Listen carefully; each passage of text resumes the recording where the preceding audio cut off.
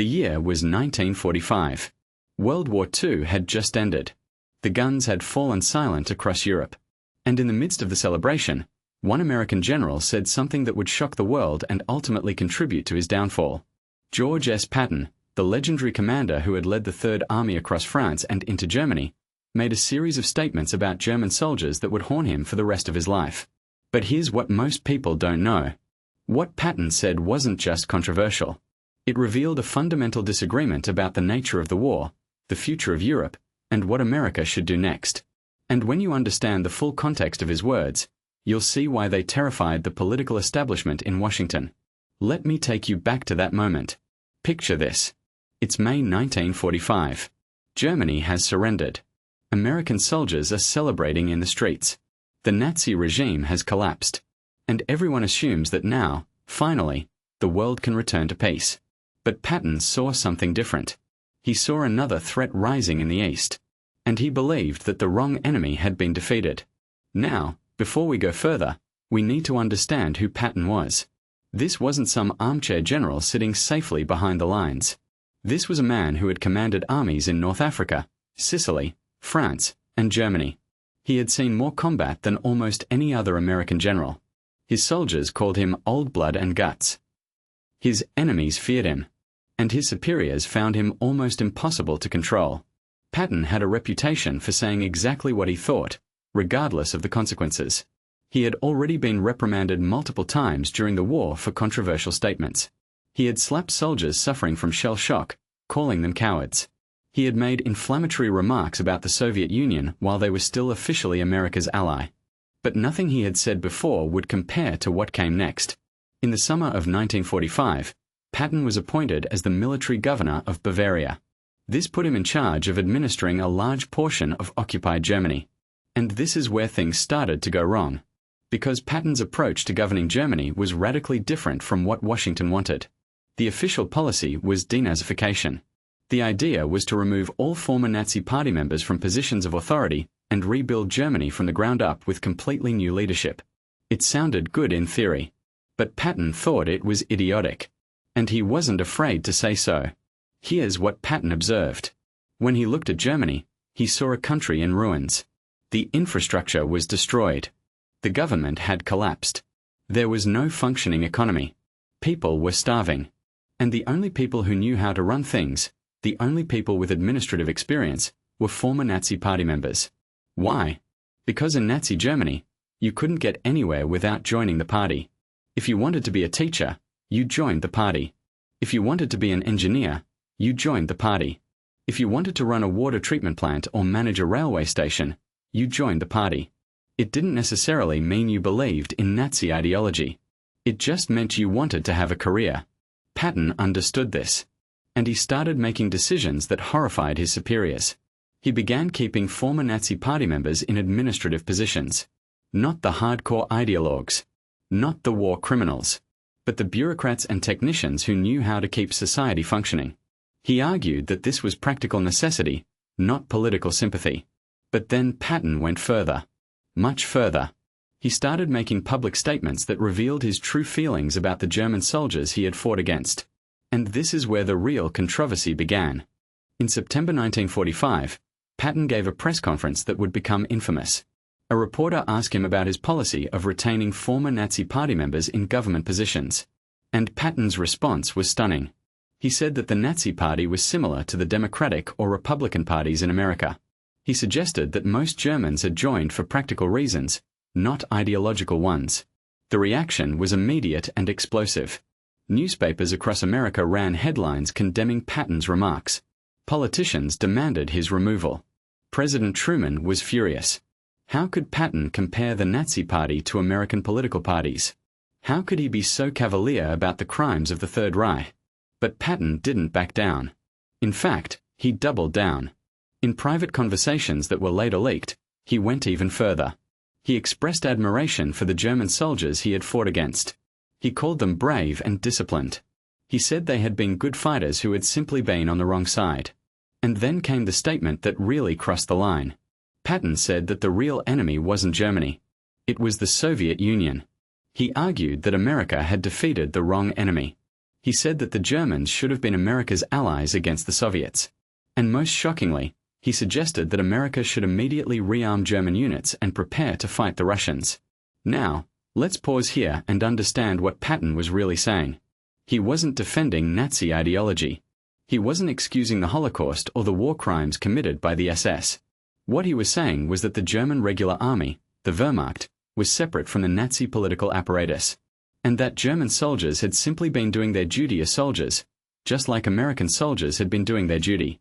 This was a distinction that many people refused to accept. In the immediate aftermath of the war, with the horrors of the concentration camps freshly discovered, there was no appetite for nuance.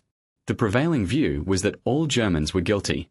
The entire nation had supported Hitler, and anyone who had fought for Germany was complicit in genocide. Patton rejected this view. He had spent years fighting German soldiers. He had studied their tactics. He had respected their skill and courage on the battlefield. And he drew a clear line between the professional soldiers of the Wehrmacht and the criminal elements of the Nazi regime.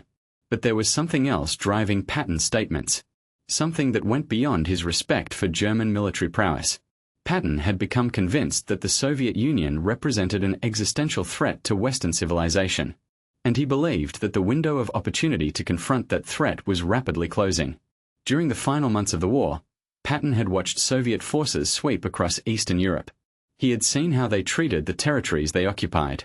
He had heard reports of mass deportations, executions, and the installation of communist puppet governments.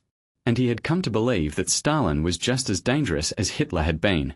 This wasn't a fringe view. Many military leaders shared Patton's concerns about Soviet expansion. Winston Churchill had warned about an Iron Curtain descending across Europe. Intelligence reports were already documenting Soviet aggression and espionage. The Cold War was beginning, even if it hadn't been named yet. But Patton's solution was radical. He wanted to act immediately, while American forces were still mobilized in Europe and before the Soviets could consolidate their gains. He proposed using German prisoners of war, rearming them, and incorporating them into American forces for a push eastward. He talked about driving the Soviets back to their pre-war borders. This was not what Washington wanted to hear. The American public was exhausted from 4 years of war. Soldiers wanted to come home. The idea of immediately starting another war, this time against America's former ally, was politically impossible. And the idea of rearming Germans to fight alongside Americans was absolutely unthinkable. Patton's superiors tried to rein him in. General Eisenhower, who commanded all Allied forces in Europe, called Patton to meetings and urged him to moderate his language. But Patton couldn't help himself. He continued making inflammatory statements. He continued criticizing denazification policies. And he continued expressing admiration for German military capabilities. The final straw came in late September 1945.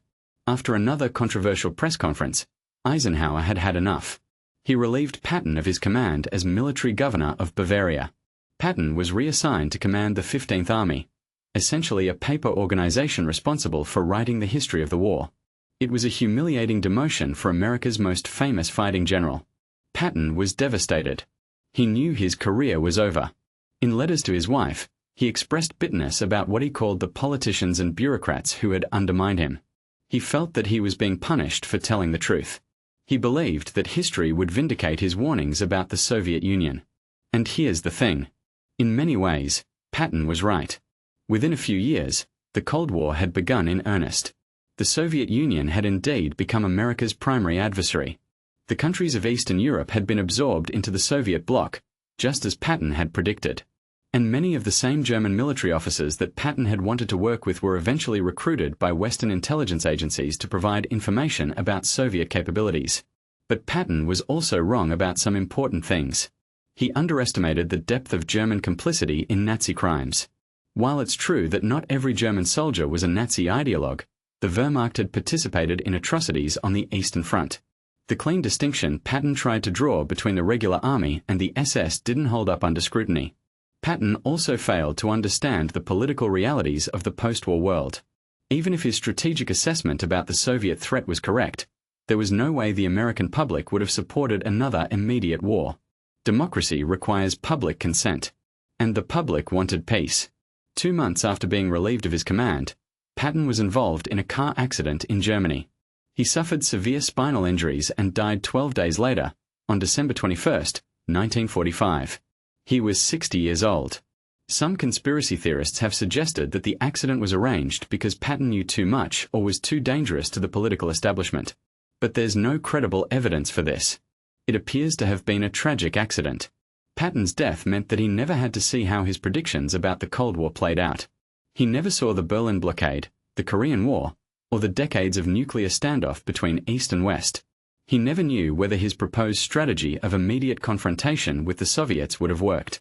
What we do know is that Patton's words about German soldiers revealed a complicated truth. War creates strange dynamics. Soldiers on opposite sides can respect each other's courage and skill even while trying to kill each other. Professional military men can recognize professionalism in their enemies. And sometimes, the political narratives that emerge after a war don't capture the full complexity of what happened during it. Patton saw German soldiers as fellow warriors who had fought for their country. He refused to demonize them simply because they had been on the losing side. This perspective made him unusual among Allied commanders. And it made him dangerous to politicians who needed a simple narrative of good versus evil to justify the war to their populations. The controversy over Patton's statements raises questions that remain relevant today. How do we distinguish between soldiers following orders and the regimes they serve? Can we acknowledge the military competence of our enemies without excusing their cause? And when should military leaders speak truth to political power, even when that truth is uncomfortable? These are not easy questions. And Patton's career shows the price that can be paid for answering them honestly. He was one of America's greatest battlefield commanders. But his inability to navigate political realities ultimately ended his career in disgrace. His unexpected words about German soldiers shocked the world. And they remind us that even in war, nothing is ever as simple as we want it to be.